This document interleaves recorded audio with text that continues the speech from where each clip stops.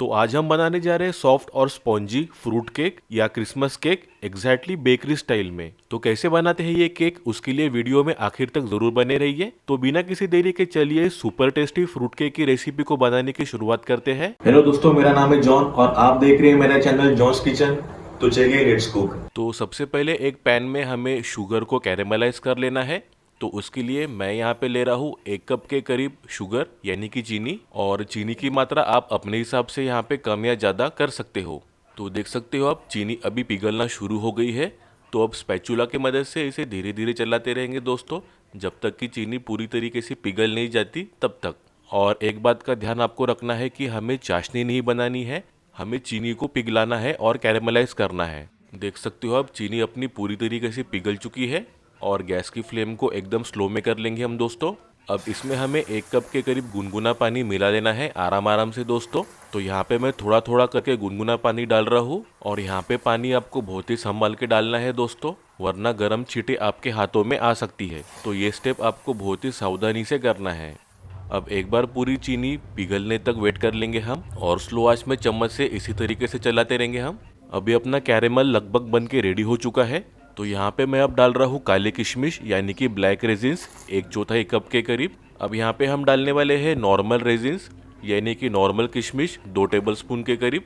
और फिर इसके बाद हम इसमें डालने वाले हैं चेरी।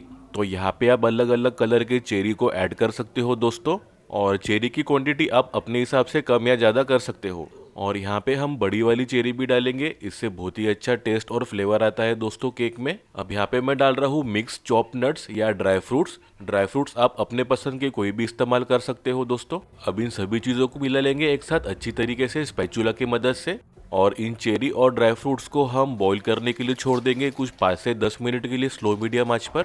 10 मिनट के बाद गैस को बंद कर देंगे और इन्हें ठंडा होने तक रख देंगे हम साइड में। अब एक बाउल में हम लेने वाले हैं 1/4 से आधा कप के करीब फ्रेश क्रीम दूध, और फिर इसके बाद हम इसमें डालने वाले हैं विनेगर 1 चम्मच के करीब। एक बार मिला लेंगे हम चम्मच की मदद से अच्छी तरीके से। अब इसके बाद मैं इसमें डाल रहा हूँ 4 बड़े चम्मच के करीब कुकिंग ऑयल या खाने का तेल, और फिर मैं यहाँ पे डाल रहा हूँ मेल्टेड बटर 2 बड़े चम्मच। आप चाहे तो सिर्फ तेल या सिर्फ बटर का इस्तेमाल कर सकते हो। अब इन्हें 1 से 2 मिनट के लिए अच्छी तरीके से मिला लेंगे या विस्क कर लेंगे हम विस्कर की मदद से दोस्तों। अब इसके ऊपर एक छन्नी रख देंगे हम। अब इसके अंदर हम डालने वाले हैं मैदा यानी कि ऑल पर्पस फ्लावर 1 कप के करीब, और साथ में हम डालने वाले हैं कॉर्नफ्लावर 2 बड़े चम्मच। अब इसके बाद डालेंगे बेकिंग पाउडर 1 बड़ा चम्मच। अब इसमें जाएगा बेकिंग सोडा 1/4 से आधा चम्मच के करीब। अब इन सभी चीज़ों को छान लेंगे हम अच्छी तरीके से दोस्तों। अब एक विस्कर या चम्मच की मदद से इन सभी चीज़ों को मिक्स कर लेंगे हम अच्छी तरीके से, और मिलाते रहेंगे कुछ 2 से 3 मिनट के लिए लगातार। अब सारी चीज़ें अच्छी तरीके से मिक्स होने के बाद हमने जो कैरेमल को ठंडा होने के लिए रख दिया था वो इसके ऊपर डाल देंगे हम दोस्तों इस तरीके से। और फिर इसके बाद हम इसमें डालने वाले हैं वैनिला एसेंस 1 से 1.5 चम्मच के करीब, इससे बहुत ही अच्छा फ्लेवर आएगा दोस्तों। और फिर साथ में हम डालने वाले हैं चुटकी भर सादा नमक। अब इन सभी चीज़ों को मिक्स कर लेंगे हम अच्छी तरीके से स्पैचुला की मदद से दोस्तों।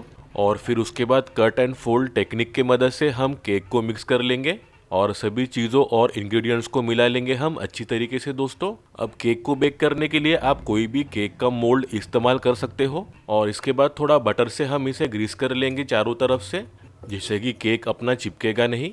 अब मेरे पास बटर पेपर नहीं था तो मैं यहाँ पे एक नॉर्मल पेपर का इस्तेमाल कर रहा हूँ। तो मैंने इसे मोल्ड के शेप में पहले से ही कट कर लिया था दोस्तों। अगर आपके पास बटर पेपर है तो आप उसका इस्तेमाल कर सकते हो। अब पेपर के ऊपर से भी हम थोड़ा सा बटर लगा लेंगे दोस्तों चारों तरफ से, जैसे कि ये बटर पेपर जैसी काम तो नहीं करेगा पर आपका काम चल जाएगा। अब जो केक का बैटर हमने बना के रखा था वो इस मोल्ड के अंदर डाल देंगे हम दोस्तों आराम आराम से। अब इसे कुछ सेकंड के लिए अच्छी तरीके से टैप कर लेंगे हम, जिससे कि इसके अंदर की हवा या बबल रहेगी वो निकल जाएंगे दोस्तों। अब केक को सजाने के लिए इसके ऊपर से हम थोड़ी सी चेरी, किशमिश या ड्राई फ्रूट्स को डाल देंगे दोस्तों। अब कुकर के अंदर इस तरीके से स्टैंड को रख देंगे हम। अब इसके ऊपर हम ढक्कन रख देंगे और कुकर को प्री हीट करने के लिए छोड़ देंगे कुछ 5 से 10 मिनट के लिए दोस्तों स्लो मीडियम आंच पे। 10 मिनट के बाद हम ढक्कन को खोल देंगे दोस्तों, और इसके अंदर हम केक का मोल्ड रख देंगे, और फिर इसके बाद ढक्कन लगाकर हम केक को पकने के लिए छोड़ देंगे या बेक होने के लिए छोड़ देंगे कुछ 45 मिनट से 1 घंटे तक। और गैस की आंच को एकदम स्लो में ही रखना है दोस्तों। 1 घंटे बाद ढक्कन खोलकर चेक कर लेंगे तो देख सकते हो केक अपना अच्छी तरीके से बेक हो चुका है दोस्तों। तो देख सकते हो केक कितना आराम से और स्मूथली कट हो रहा है दोस्तों। तो देख सकते हो आप केक अंदर से कितना सॉफ्ट और मॉइस्ट है। तो जल्दी से आज ये फ्रूट केक की रेसिपी बनाओ और मुझको कमेंट करके जरूर बताना आपको ये रेसिपी कैसी लगी। वीडियो अच्छी लगी हो तो प्लीज एक प्यारा सा लाइक और शेयर जरूर कर देना और ऐसे बेहतरीन रेसिपीज के लिए मेरे चैनल को सब्सक्राइब जरूर कर लेना। बेल आइकन को दबाना बिल्कुल मत भूलना, इससे आपको मेरी हर वीडियो की नोटिफिकेशन मिलती रहेगी। तो मिलते हैं एक नई रेसिपी के साथ, तब तक अपना ख्याल रखना। Bye, thank you.